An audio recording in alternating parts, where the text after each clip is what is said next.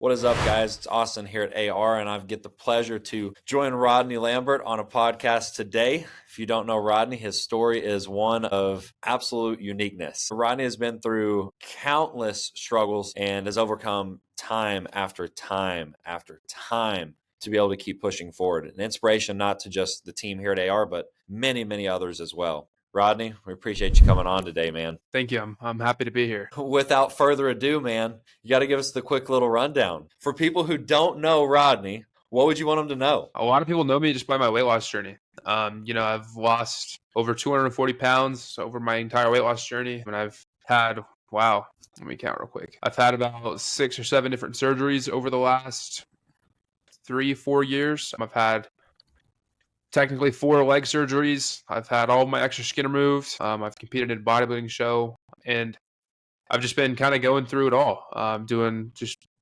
about everything and anything. Now I'm just kind of running my own company, doing what I love to do. I went to college for a little bit. I graduated college. I was going to go to school for nursing. Didn't end up doing that. I just had surgeries, and I woke up one day and realized I was an online fitness coach, and I never went back to school. So now I just kind of take all the advice and just all the classes and everything that I've gone through to get my degree in my day-to-day life now with my company. A lot of it kind of ties into the whole human body itself. So a lot of it just kind of matches perfectly. I've been on a couple billion screens over the last few years in regards to my transformation.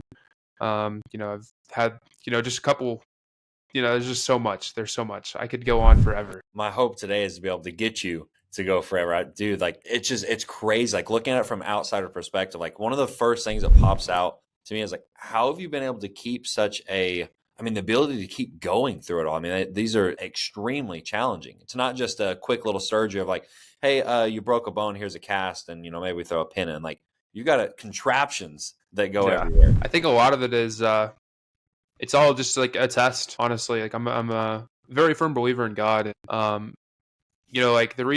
One of the reasons why I've been so close to God lately these past few months is, looking back when I first had my near-death experience, my very first one, I was over 400 plus pounds for the majority of my life, probably 20 years, I think is when I started my journey. Getting back to that is like my friends one day, like, oh, dude, let's go to the dirt bike track. Like, let's go mess around. Let's be kids. I was like, dude, let's do it. Like, so down. And they picked me up and I was like, you know what? I'm forgetting something. Like I need to go inside. Like, give me 1 sec.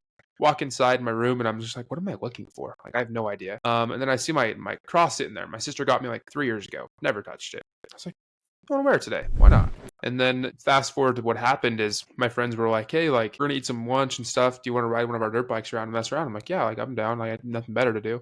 None of their helmets fit me. Couldn't fit any of their gear. And I was like, oh, I'll just go out there in shorts and a t-shirt and a pair of shades. I'll be fine. They asked me if I ever rode before. And I said, yeah. That was a lie. So I didn't go on the track itself. I was just kind of riding around the outside of the track, and it was a big track. It was only us there that day, so there's nobody else. So I'm sitting there just riding around. As a kid, kept getting cockier and cockier, and kept going faster and faster. But over 400 plus pounds is not rated for a little 250 dirt bike. So I forgot to stand up for a bump, and it bottomed out suspension, and it bucked and flew me off. I flew probably 30, 40 feet through the air, and I landed on my head at over 400 plus pounds, probably 50 miles an hour is when they estimated the crash happened. I had a major concussion. I had brain bleeding. I shattered my shoulder blade. I broke my collarbone, compressed my ribs. I broke 8, sorry. And then I punctured a lung. I bruised both lungs, had some internal bleeding, and then I fractured a vertebra in my spine. So it all kind of happened so fast. So since having a traumatic brain injury, every day before that day is a blur. Unless it was trauma. So unless it was a difficult time growing up, being made fun of, bullied, or whatever, I don't remember it. I don't remember my sister. I don't like any memories with her. I don't remember any memories with my grandparents. My dad's memories with him is very faint. But the only thing I truly remember before it happened is the jump of the bump, me bottom out of suspension, and I fly through the air. And about here to the dirt, all I remember saying is, oh, fuck, and then lights out. I don't remember anything past that. I woke up, and I couldn't see anything, and I was like, great, I'm blind. So I was like, whatever. Went back to sleep. I was like, somebody will come. I was like, laid back down. Somebody will come find me eventually. And I woke up again, and nobody was there, and I couldn't see anything still, and I wiped my face, and I could see again. But it was faint, so I wiped my face again, and I looked down, and I'm sitting in probably in a 2 or 3 inch puddle of my own blood. I don't know if you guys can really tell, but I have a huge gash here, another gash over here, above my eyebrow, And then like my nose was bitten off, like my face has rashes all over, but we were too far away for service. So we couldn't get a hold of paramedics because we were in the middle of nowhere. So we ended up driving to town, and at the time I was only 17.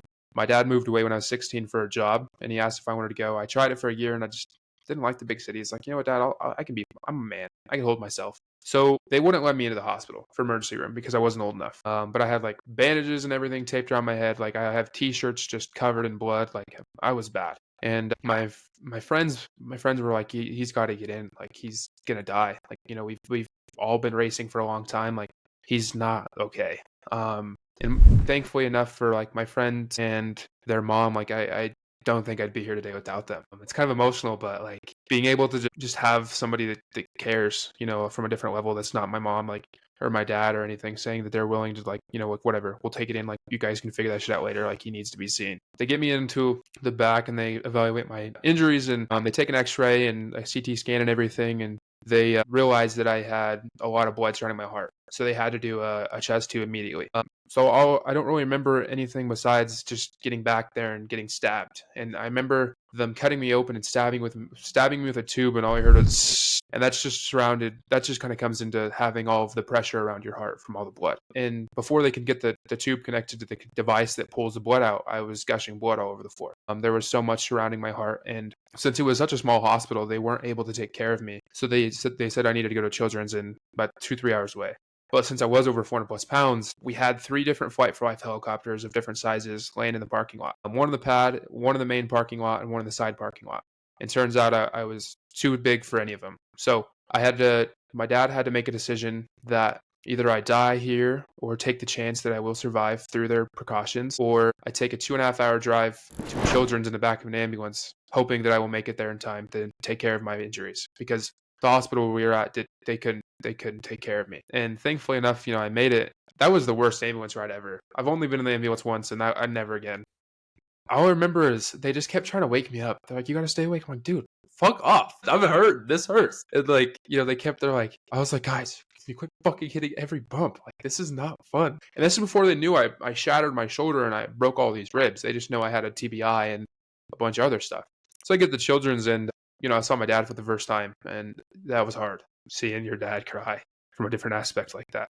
But like after that, I was placed into ICU for I think 3 or 4 days. I don't remember really any of it. I just remember they'd have to roll me on my side a couple times a day to stab injections in my back for my pain. And every time I did it, since I had basically a failing lung because of the puncture, and I was so big, I was on like 12 liters of oxygen trying to keep up with myself. They rolled me to my side to stab me, and every time I did, my oxygen levels would go from like 85. I would turn blue. They'd have a matter of 30 seconds to do it, or I would just start.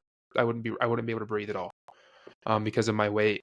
And then, you know, I remember kind of a couple people talking about it like outside my room, and, you know, I overheard, you know, my doctor was talking to my dad. They're like, you kind of have to make a decision here. Like, not really him, but, you know, either you just got to prepare yourself for him to either come home paralyzed from the waist down. He's never going to be able to walk again, or you're going to have to plan for his funeral, because there's not really much we can really do. We're doing everything we can, but with all of his injuries and the pressure around his lung and his heart, it might have been too late before they caught it. So, you know, fast forward a few days, I woke up in a regular hospital room, and yeah, it was just crazy to I kept like surrounding myself, and I was just like, you know, what happened? I don't remember anything, and I kept asking these questions that I was asking 2 minutes ago, and nothing made sense. And a couple of minutes before, like a day after I was in my regular room, I had a friend reach out to me. So I wasn't allowed to have my phone or anything because of my injuries, but I finally got it back. The first text that I seen was from a friend of mine. He had a traumatic brain injury in a car accident probably a month prior to that. So he was in the hospital in rehabilitation, and he can't talk. He can't really text. He can't move his entire body. And before, you know, anybody made a post about my injuries or what happened to me, he texted me and he was asking, he's like, hey, like, I sense something's wrong. Are you okay? And that was kind of like another experience for me. It's like, man, like that doesn't just happen. You know, you don't just hear that stuff. And then, you know, about 5-6 days later, you know, I took my first steps, and everybody was amazed. Like, nobody believed that I'd ever walk again. And then I'd walk up and down the halls, and I have a video of me carrying my oxygen tank around the hospital with like a sling, and I got bandages on my face, and it was just, it looked rough. But after that, I had to deal with, a lot. Like, just, I'm very blessed to be able to say that I lived past that. But now it's like, I have a learning disorder. I don't understand a lot of words. I can't spell. I can't comprehend questions. I can't pronounce things. I have a speech impediment too. I stutter and I backtrack a lot, and I don't even realize it. And there's just so many things that I had to deal with. And even when I got home, like, I had to take a follow-up with an entire body scan and everything. And soon to find out, like, I was diagnosed with a liver disease the day I got back. As soon as they did some tests, my liver was shutting down, and I had severe fatty liver. My liver was 40% dead. And they said, if I don't take control of my life now, like, before the end of the school year, my senior year, you're not seeing graduation day. And my dad only had so much time off for leave. And before, like, once I was recovered, he had to go back. And I was just to the point in my life where I was just, what, if food is what takes me out, at least I know I'm gonna die happy. Because I've just, I was tired. I was tired of suffering, and I didn't want to be here anymore. Kind of like, yeah, no, that's kind of the beginning part of it. Wow, bro. That's crazy, Rodney. That's legitimately insane. I'm like sitting here, my brain is just processing. Like, that's just, Yeah. man, to be able to walk through that, because it's not like it just stopped there.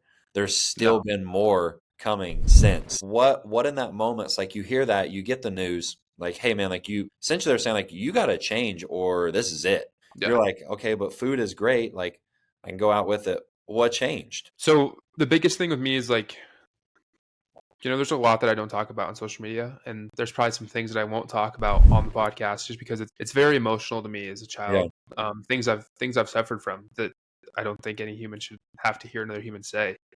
And I was just so just in love with food because I realized whenever I was shoving my face full of food, nothing else mattered. All my problems and emotions went away, and I felt happy. I felt peace, and I didn't feel that anywhere else. My family was. It consisted of my dad, really. My mom was incarcerated when I was really young. I was born high on meth. Like, there's a bunch of stuff that I don't talk about.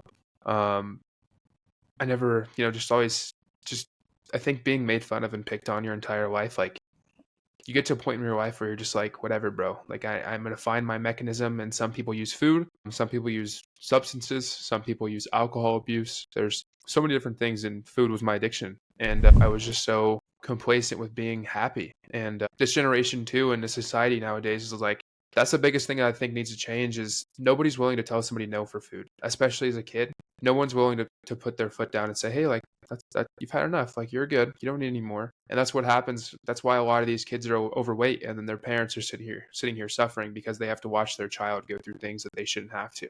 And now these kids have built eating disorders before they even learn what one is. And, kind of fast forward to sophomore year of college, like, I just woke up one day and I looked at myself in the mirror, and I was just like, what, like, I've been through a lot. I've been very fortunate to be here today. And, like, not very many people see a second chance in life, let alone a third like myself. I think obviously God has me here for a purpose. Like, obviously there's a job that's not finished yet. And I had some influences by some friends that really wanted to see me change. And they're like, yeah, like, you got to quit out soda. Like, I'll get a gym membership with you today. Like, let's do it. So, after all the years of just people picking on me and making fun of me, and just, there was a good group of people that wanted to see me change, and they helped me. But I bought a gym membership all that day and cut out fast food and soda all in the same day. And I just started grinding. I didn't really know what the bigger picture would look like. I just knew that I had to try, if that makes sense. Man, no, that's huge. I just, in my head, I'm seeing this picture, Bible story. The guy's taking their friend through the roof to get him to Jesus. Like, that's what the picture I'm seeing with this. Like, you had a group of people that were like, no, bro, like, we're going to do this. They really stood up and, carried space for you to be able to make changes and be where you are now. Like, man, that's just, it's inspiring to hear. And it's something that I wish everybody had more of, was people like that in their lives willing to go to bat for them. Like you said, you wouldn't be here without those people. It's just, it's awesome, man. How long have you been in, how long have you been in the platform with AR? I think I've been in the platform for almost 2 years now. OG. If I had to remember. I think. I know it's been a little over a year. I know it's a little over a year for sure. I'm not sure if it's close to 2 years, but it might be. One of the OGs, man. What's been your favorite thing? Like, I know, getting to coach, I feel like for you, it's truly been able to, like, you're here for a purpose. And hearing that, I would assume, like, coaching for you is part of that purpose, to be able to give back and go through. What's been one of your favorite things about getting to do that? I think it's the biggest thing is like, I always advocate, I'm not only going to be your coach and bust your ass, but at the same time, I'm going to be your friend, because mentally and physically, I know what it takes to go through some type of change, whether you're overweight or not. There's always a different aspect of the way people look at it. And, there was a time, I still have some clients do it, but I go out of my way. I have some clients that call me from, 11 p.m. to 1 a.m. my time, just because they're going through some shit. Like, they need somebody to talk to because they can't afford a therapist, or they're too scared to open up. Cool. FaceTime me, bro. Let's talk. Let's talk about life. Like, well, how can I help? Because I've been there. I've been in my darkest times, and I think that reward of just hearing someone say like thank you and seeing them make a change is just so inspiring to me. It just realizes that I'm doing what I'm made for and what I was here for, and just like, it's so cool to see everyone's story, and it just brings back somewhat of memories that I thought I didn't have just randomly appear through their journey, if that makes sense. It's almost like through serving and through providing, service to them, like you heal. Like that's Yeah. crazy to think about, but I don't think you'd be doing what you do if it didn't, in some aspects provide so much more. That's Yeah, awesome. no, and then I had one of the deepest moments is I had a client one day, and he was one of the ones that we were talking to a lot, and it's something that I'll hear that I don't think I could ever get the voice out of my head of him saying is like, if it wasn't for these talks and for you, like I truly don't think I'd be here anymore. And like hearing that is just, that's something you can't ever get rid of. Like that's something that'll stick with you the rest of your life, whether I'm a coach the rest of my life or not. That's something that I'll never forget. I think that's the biggest thing. That is the pivotal moment when you hear something like that, knowing that you get to have that big of an impact to help somebody. I don't think there's anything better. Like I don't. There's no greater reward to see. God takes our pain and He can use that to help anybody. And I feel like you're just such a testament to be able to do that. 100%. I guess your story into fitness is very, very different than most people's. Like you had your buddies taking you to the gym. What was motivating you at that time? Was there like a person, an inspirational figure, or was it just, we got to do this? I think a lot of it was the people that actually wanted to see me change and went out of their way to get me there, to like help. They're like, yo, like you should do this, like try this and do this. And then I was also just kind of like sick and tired of just living the legacy of just being another fat guy, honestly. Especially growing up in a small town, I was known for the biggest kid in town. Like the bullying and the picking on it, it wasn't just at school. It didn't stop in middle school, high school, whatever. It was still in college, walking around, people laughing at you, pointing at you, making fun of you, saying things that I don't think personally any human should ever say or have come out of their mouth. I've heard it. I've had plenty of nicknames.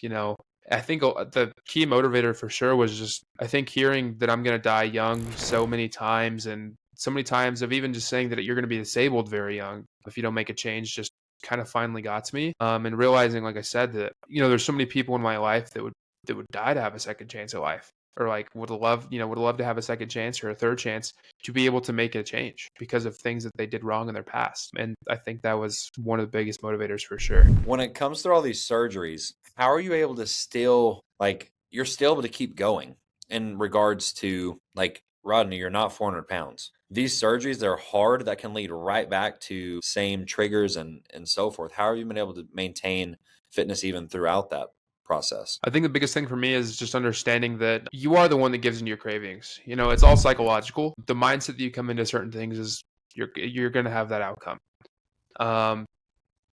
It's not very easy seeing the same four walls every day because I can't really drive. I can't really do a whole lot out of my, I still have struggles doing daily life tasks. I have my dad staying with me right now because, I can't perform a whole lot of things by myself just right now. Like I can't carry a whole lot. I can still, I've finally been able to cook for myself and shower and everything, but there's still like, there's still some little tasks that I can't do. I wish I could say that I was perfect, but I'm not. My last leg surgery back in August of 24, I looked at myself one day and I was just like, like I've been through a lot over these last couple of years. I think I'm going to take a break from tracking so hard and being so strict and just enjoy life, but watch in moderation. So I was still eating a lot of home cooked meals and stuff like that. But if I had a friend and say, "Hey, let's go get a burger," like, bro, I'm going to get a damn burger. Like, come on. And I ended up gaining, I think, a little over 30 pounds in 3 months. But I beat myself up for a little while, but I knew that my body needed it. in order to not only recover properly, restore my bone health, getting those nutrients that I need, and eating more than I should be, like eating more than I was before. I think mentally I needed it as well. This surgery going around, I had it in February of 25, and I've just been really just sticking to it, watching what I eat. You know, I only eat home cooked meals. I have maybe one meal out that's not. I don't drink my calories. I don't do anything, and I think it's more or less just I want to be able to be an inspiration to others to help them understand that like you can do it. No matter what you're going through at the end of the day, just remember that there's always somebody else that has it worse than you. Your excuses are your problems. I mean, there's no one else that can solve those. If you want to eat like shit, that's on you, bro. Like you can't blame anybody else for it. And I think the biggest thing is too, it's like you can't even like really say that you can throw yourself your own pity party because you're the one that put you in that position. I like that. I like that. That's good. With this time around, like, because you'd already had surgeries, you'd already been through it. How did you set yourself up this time, knowing the psychological process that was coming? What did you do different to make this one better? Because you still do, like, surgery is a major trauma to the body, and it needs resources to be able to repair itself. So, like, eating in a big caloric deficit or this, that, the other is going to, it's not going to help the recovery process mentally or physically. No, not at all. I think what I did this time around is I just, because before my surgery, I was really trying to just do what I can to drop the weight that I did gain from the last one. And the number on the scale just wasn't happy. I wasn't happy with it. I wasn't happy with my appearance. I think the biggest thing too is I was just so motivated to do what I can to have the best recovery I can because, I didn't want to gain any more weight. And, I want to be able to kind of make an impact on, kind of everybody from my journey, from all of these stories, because, it's not every day that you see somebody go through so many surgeries in a couple of years and not let themselves go. And the gym and food is something that I want to have a good relationship with. One day a week, I try and go down to the hotel or my apartment gym and just move around, honestly. Like I could be doing 2 or 3 movements and go home. Like I still mentally said that I still went to the gym this week. And when it comes to food, I don't really know how I could say that I made the change with food. I think it was more or less I was just like, I didn't want to eat like shit because I know my body doesn't like it. And I've just really noticed a lot more like mental clarity from eating from home. I love that. I can give you kind of a little background on that. I was on an antidepressant from the time I was 17 until 27. Started working with a nutritionist to try to figure out what the heck was going on because it wasn't working for me. Very big traumatic episode. Yeah, I didn't think I was still going to be here. So learned a lot. And I can agree 100% on just cooking food at home, getting rid of all the crap is a huge game changer. Especially, man, you've got a ton of people that are, looking to you that, need advice or clients. I mean, XYZ, everything. Not when the clarity isn't there, it's really hard to be able to show up. You already have so many things stacked against you. So it's just really cool and assuring to be able to hear, the same thought process on that of like, hey, let's just eat real foods. Like if I can cook it at home, like, yeah, I'm going to be a lot better off. Because I don't think it always has to be so meticulous. Like it doesn't have to be, okay, I ate down to 0 grams extra of protein, or I think there's a time, don't get me wrong. Yeah, But, no, 100%. but it doesn't have to be that way 24/7. Agree 100%. And the biggest thing with me too, it's like now that I've had the surgery, it's just I kind of have that mental headspace where I don't want to gain any more weight or I don't want to kind of let myself go again. That I'm not hungry. I kind of have to force myself to eat more than once a day. Believe there, I still doubt some days I eat maybe. I know I eat less than 1,500 some days. I'm not hungry. I can't get myself to eat. And especially right now with just like another thing that keeps me going is I told myself that I'm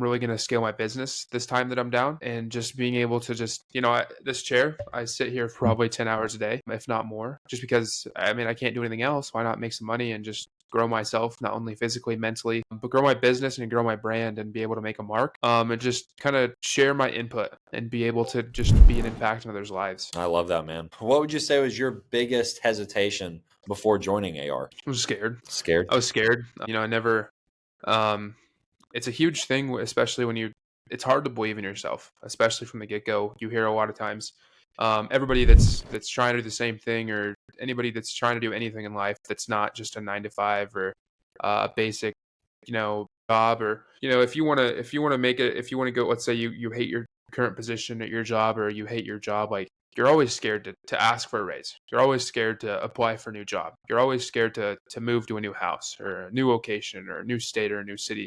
You're always scared to make that first step. But I think one of the biggest things that I always remember this kind of thing, but I listened to a podcast by Jay Lane once, and he said, once you make that first step, your life will never be the same. And it's true. Once you make that first step and you truly believe in yourself, your life truly is never going to be the same. You just have to be able to show up every single day and just think you're going to win. So I think for me, I was just so scared of change. I kind of grew up in the household community of, my dad's family. Just everybody had a corporate job. They always worked 9 to 5s. They were always mechanics in shops. I was the first person in my household to own their own company for this long. So it was just there was just a lot of stress on my shoulders because none of my family believed it. None of my family really they didn't believe, I don't say they didn't believe me. They didn't like the path. They were scared that it wasn't going to work. They were more worried about my future than what I wanted to do. I like that.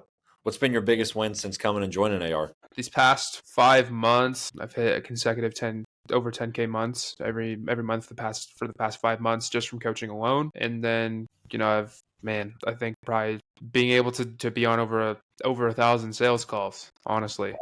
Wow. Which I look at those, I'm like, you say sales calls, I'm thinking though, Rodney, you don't just do sales. You're literally sitting there truly helping. It's not everybody that you hear is sitting up. Yeah, man, I know this person, like, call 11:30, my phone's open. Like, that's rare. That's rare. It's very genuine, man. And that's why a lot of coaches have different numbers, phone numbers, or they only use WhatsApp for their clients. No, I give every single one of my clients my personal. So if they need anything, they can get a hold of me 24/7. I tell them, obviously, there's some days in my time where, if I'm with my girlfriend or with my dad or something, like I might not respond, but 9 times out of 10, I will still respond within the hour. I love it, man. Rodney, appreciate you taking out time today to join us. Truly an inspiration to us all, man. Keep it going. Of course, man. I appreciate it so much. Thank you for having me on here today. Always, man. Always. We'll see you soon. See ya.